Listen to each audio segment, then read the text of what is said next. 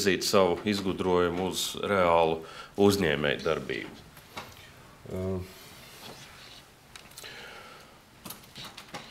Tā.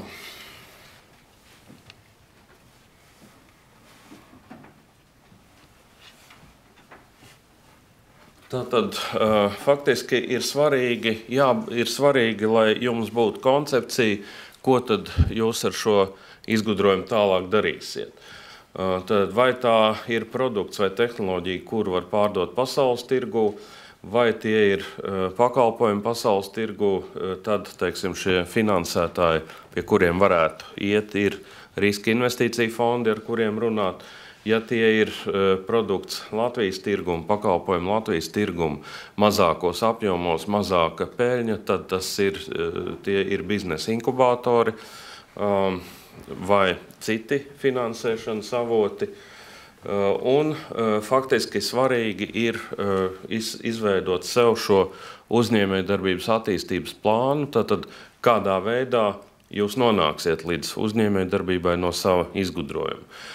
Tad vai, ja tas ir patentējums izgudrojums, tad ir iespēja pārdot šī izgudrojuma licenci un saņemt licences maksu pastāvīgi, ja šis izgudrojums tiek ieviests ražošanā, vai arī pašam censties veidot uzņēmumu, atrast partnerus, atrast finansētājus un pašam ražot un pārdot šo produktu. Būtībā tas ir atkarīgs no investīcija apjoma. Ja šis investīcija apjoms nav ļoti liels, tad to ir iespējams darīt pašam. Ja investīcija apjoms ir liels, tad bez ārējiem finansētājiem, bez partneriem vai bez sadarbības ar nopietniem strādājušiem uzņēmumiem neiztikt. Tad, kā es jau minēju, ir pirmā lieta, par ko jums ir jāpārliecina citus, tad jūsu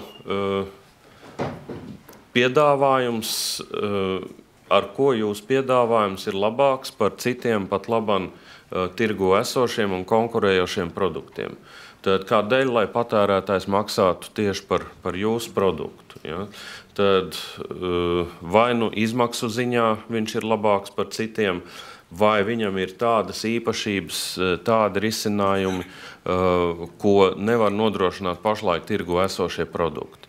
Un šeit faktiski nav svarīgi, cik, teiksim, tehnoloģiski spīdošs ir jūsu risinājums vai kādi tur ir tehnoloģiski jaunievedumi, bet gan vai cilvēki būs gatavi to lietot. Piemērs, teiksim, ir patents mums piedāvājums ugunsdrošas smēķēšanas izveidošanai, tātad baloniņš, kurā ir cigarešu šie dūmi, ja, un tātad elpot šos dūmus, nevis reāli cigareti. Jautājums tāds, cik ir smēķētāji, kas būtu gatavi cigaretes vietā sūkt šādus dūmus no baloniņa. Var pacelt rokas. Nav neviens šeit. Ja? Tad jautājums, vai šādu, un tas ir patentēts izgudrojums, tad jautājums, vai šādu patentu būs iespējams pārdot kādam, ja jau neviens no jums nav gatavs maksāt par šādu produktu. Un faktiski tā ir tā lieta, kas ir bieži vien jāuzdod šāds jautājums pašam sev, cenšoties ar savu produktu ielausties tirgu. Tālāk, teiksim, tad, kad ir šī koncepcija, ko un kā jūs gribat darīt, tad šīs uzņēmējdarbības izveidošanās plāns, biznesa plāns, budžets, tad cik ir nepieciešams, lai ieietu tirgu, ja? Tad cik lielas investīcijas ir nepieciešams, lai produktu novērst līdz tādai stadijai, kad viņu var rādīt, kad ir gatava tehnoloģija, kad ir izstrādāts tehnoloģiskās ierīces, teiksim, ierīces ražošanai un arī pārdošanai. Ja? Cik daudz priekš tā ir vajadzīgs, cik jūs no šī katra produkta pārdošanas varat nopelnīt, un šeit svarīgi ir ierēķināt nevis tikai ražošanas izdevums, bet arī pārdošanas izdevums un nodokļus un visu pārējo. Ja? Pieredze rāda, ka bieži vien, teiksim, ideja iesniedzēji pārāk zemu novērtē šos pārējos izdevumus un rēķinās tikai ražošanas izdevumiem. Un tālāk tas jautājums, ko investors uzdos, teiksim, jebkurš naudas devējs, lai tā būtu banka vai investīcija fonds vai privāts investors, tātad vai šis projekts ir reāls un vai es ticu tiem cilvēkiem, kas man cenšas iestāstīt, ka viņam ir ideāls produkts. Ja? Tad vai ir ticamība vadības komandai, tai, kura realizēs šo projektu. Ja? Un būtībā šis ir būtiskākais jautājums, lai jūs finansējumu saņemtu. Tātad tas nozīmē to, ka ir jāveido komanda. Viens pats cilvēks ļoti maz ir tādu cilvēku, maz ir, teiksim, tādi izgudrotāji, kuri ir pietiekami veiksmīgi arī biznesā un kuri spēj izveidot uzņēmumu vieni paši. Tas nozīmē, jums ir jāatrod partneri. Protams, tādi partneri, kam jūs varat uzticēties, ar ko varat kopā sadarboties un teiksim, tad, lai katram komandas dalībniekam būtu dažādi šīs kompetences, vienam ir tehnoloģiskā kompetence, citam ir biznesa kompetence, cits var teiksim, kaut vai pārdot jebkuru nevajadzīgu lietu, jebkuram pircējiem, ja, tad šīs te marketinga kompetences un tā tālāk. Tātad vēlreiz par komandu, un kā jau es minēju, investoru neinteresē, cik skaisti ir jūsu ideja, bet investoru interesē, kādā veidā viņš atgūs savu ieguldīto naudu. Tad par to ir jādomā. Ja ar jūsu ideju nevar nopelnīt, ja teiksim, jūsu paša aprēķini neparāda, ka ar ideju tik un tik varēs nopelnīt, tad nav jāiet pie investoriem, bet jāiet pie sabiedriskajām organizācijām, sponsoriem, fondiem un tā tālāk. Ja. Un, kā jūs minējat, tad vēlreiz pārdomājiet šīs te kompetences, vai tās jums ir komandā vai nav. Jo investoram tas ir viens no galvenajiem kritērijiem. Vai šī komanda spēs realizēt to projektu, kuru viņa piedāvā, vai priekš kura viņa prasa naudu.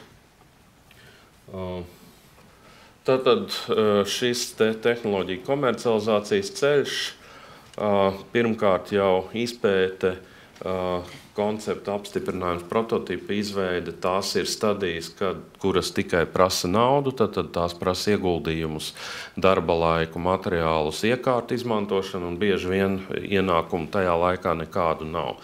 Tad jautājums, kādā veidā šo posmu pārvarēt, un tas, lūk, ir tā nepieciešamība, kādēļ jums ir jāpiesaist vai nu investīcijas, vai finansējums kredītu veidā, vai, ja ir iespējams, protams, arī pašu finansējums. Tālāk jau, tur vēl, protams, ir pieskaitām arī izpēta eksperimentālā testēšana, un pēc tam jau nāk komerciāla ražošana, kad ieņēmumi jau ir. Tad izpēte, tehnoloģijas demonstrācija, idejas apliecinājums un tehnoloģijas darbības principu izprašana. Un faktiski jau būtu nepieciešams izgatavot kaut kādu prototipu, ar kuru ir iespējams demonstrēt klientiem vai lietotājiem, ka šī tehnoloģija tiešām strādā.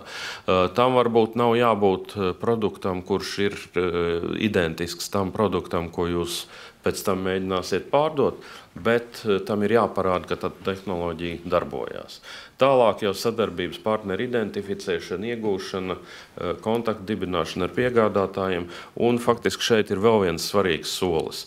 Ir jārunā ar tiem potenciālajiem lietotājiem, ar to mērķa auditoriju, kas būtu jūsu produkta izmantotāji, un jāprasa viņu viedoklis, kā viņi gribētu redzēt šādu produktu, kā viņam būtu jāstrādā, kā jāizskatās, kādām īpašībām šim produktam ir jābūt. Jo bieži vien no lietotāja viedokļa, apkopojot šo viedokli, jūs varat iegūt ļoti derīgas izmaiņas, kā piemērot šo te jūsu produktu tieši klientu vajadzībām, jo tas noteiks, cik jūs šo produktu viegli varēsiet pēc tam vēlāk pārdot. Tad, faktiski tas ir šajā te koncepta apstiprinājuma un prototipa stadijā. Un būtībā tā būtu šī tirgus potenciāla identificēšana, jau runājot ar potenciāliem klientiem.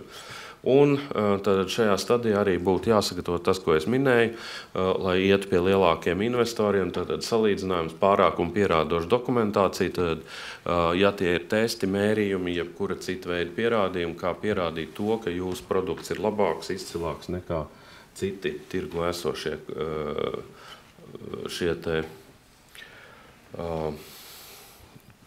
pārējie produkti.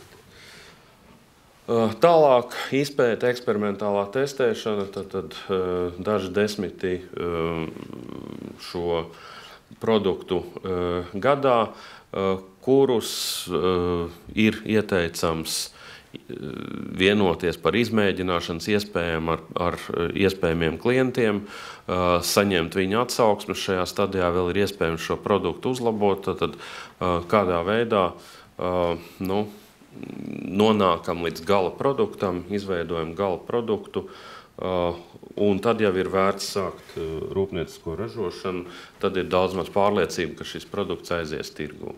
Un tālāk jau ir nepieciešamā, teiksim, ja tas ir certifikācija, kā arī jāuzsāk jau šo te ražošanu, sameklējot, protams, partnerus pārdošanai, jo nav vērts ražot noliktavai, ir vērts ražot tad, ja ir pircējs jebkurai lietai. Faktiski tas pats attiecās uz pakalpojumiem. Nevajadzētu saprast tikai to, ja runā par produktu vai ražošanu, ka tas ir tikai prece, bet tikpat labi tie varētu būt arī pakalpojumi. Būtībā uz pakalpojumiem attiecās šīs pašas stadijas. Protams, ir jābūt gataviem arī uz šādu te lietu, tad nevienmēr visas lietas izdodās, nevienmēr visas lietas aiziet tirgu, un ir jābūt gataviem, ka viens vai vairāki piedāvājumi var izgāzties. Tātad šeit to mēs jau skatījāmies. Tad vēl varbūt dažas lietas, pirms teikt paldies par uzmanību. Ja? Es gribētu informēt par tām atbalsta iespējām, ko Investīciju un attīstības aģentūra piedāvā gan jums kā izgudrotājiem, gan praktiski jebkuram uzņēmējdarbības uzsācējiem.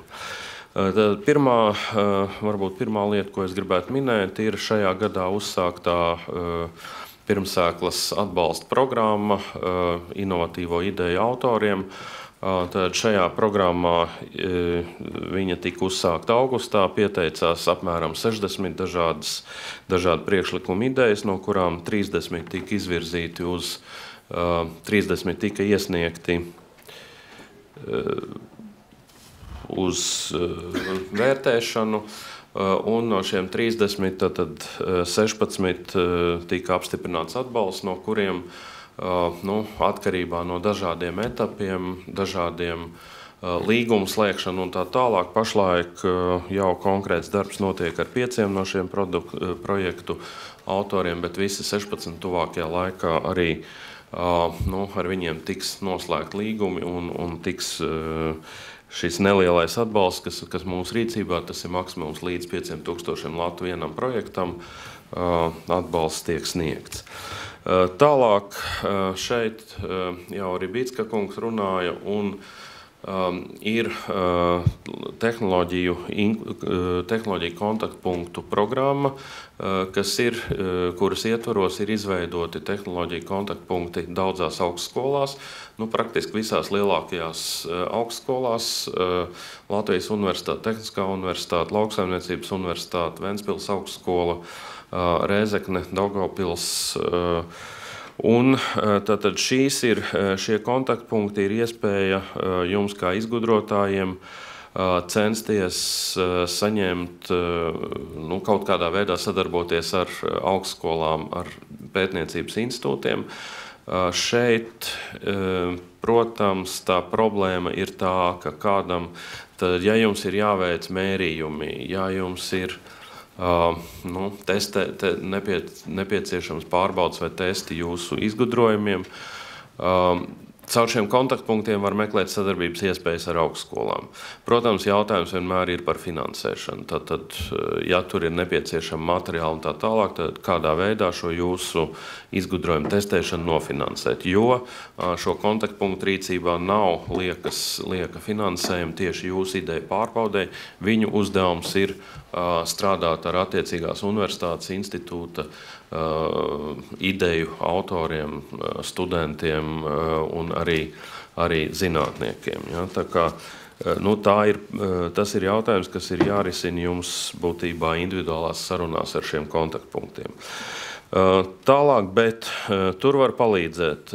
Tad es jau pieminēju biznesa inkubatorus. Tad Latvijā pašlaik darbojas apmēram 11 vai pat vairāk biznesa inkubatori, kas ir izveidoti ar ekonomikas ministrijas atbalstu pagājušajā gadā un šajā gadā. Un tuvākajā laikā no struktūra fondiem tiks izsludināta atbalsta programmu šo biznesa inkubātoru atbalstam. Faktiski šīs programmas mērķis ir izveidot iespēju jauniem uzņēmējiem atrast tādu vietu, kur viņi var nedaudz vieglākos apstākļos pārlaist tās pirmās 3 stadijas, kas bija redzams, kuru laikā nav ienākumi. Ja? Tad šādi inkubātori būs katrā Latvijas reģionā 2. Rīgā ir plānots 1 radošo industriju inkubators. Tālāk nākošā programma ir pirmsēklas, jaunu produktu un jaunu tehnoloģiju izstrādes programma, kurā Latvijas Investīcija attīstības aģentūra jau kopš šīs pirmdienas sāk pieņemt pieteikumus līdz 26. janvārim. Tur pieteikties gan individuāli izgudrotāji nevar, tur var pieteikties tie, kam ir nodibināts uzņēmums. Tad, ja tas ir pilnīgi jauns uzņēmums, tad uzņēmums var saņemt līdz 50 000, bet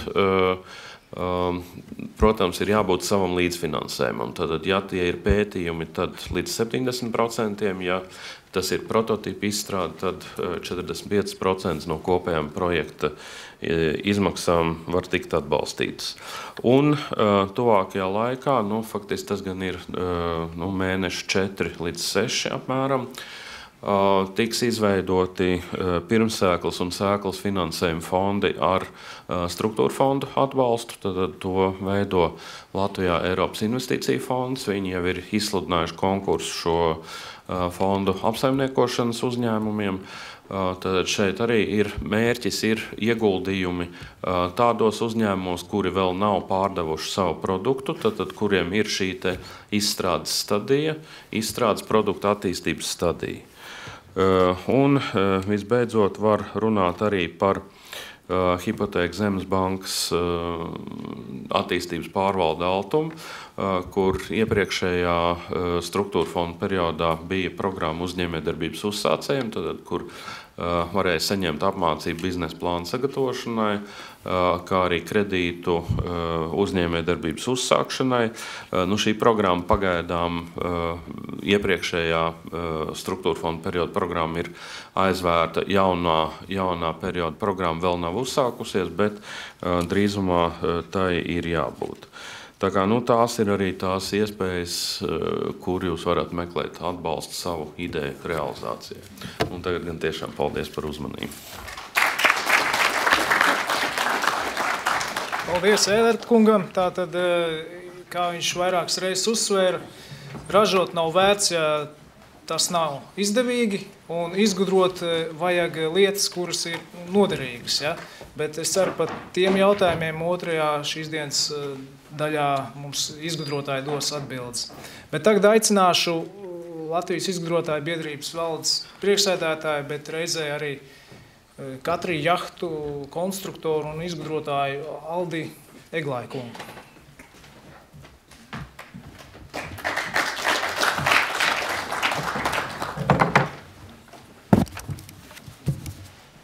Tā, es gribētu par 2 tēmām.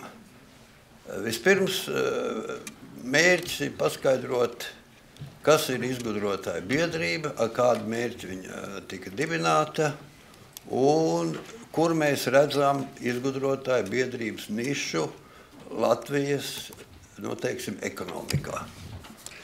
Bet, lai šo tēmu iztirzātu, man ir jāpieskarās mazliet vienai citai tēmai. Izgudrotājiem ir ne tikai jāpārzina labi savus priekšmets, Izgudrotājiem ir jāpārzina vide, kurā viņš strādā. Ir pasaulē ļoti daudz piemēru, kad šī sadarbība ir notikusi appusēja, kā saka, augļus nesoša, bet ir vēl vairāk piemēra, kad ir arī diezgan visādas lielas traģēdijas pat notikušas. Tieši varbūt šī iemesla dēļ. Latvijā zināmā mērā arī problēma. Es jau šī laukā strādāju diezgan ilgus gadus. Es jau PSRS gados gan patentēju izgudrojumus, gan organizēju eksportu tīri sekmīgi, un mūs izvēlējās Maskavā toreiz gandrīz pa valsts līderi savā jomā un izdalīja līdzekļus.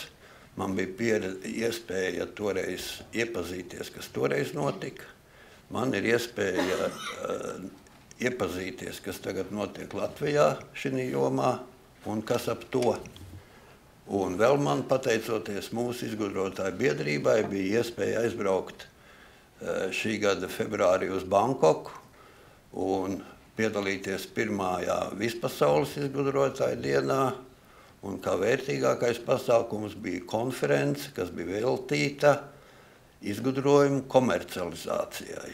Un tur arī es guvu apstiprinājumu dažām savām idejām attiecībā uz izgudrojumu realizācijas iespējām, uz izgudrojumu realizācijas stratēģiju.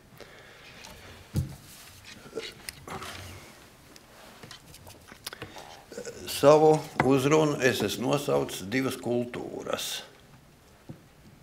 Es īsumā gribētu paskaidrot, ko tas nozīmē. Tas nenozīmē mūsu māksliniecisko kultūru, ko mēs visi labi zinām. Tas nozīmē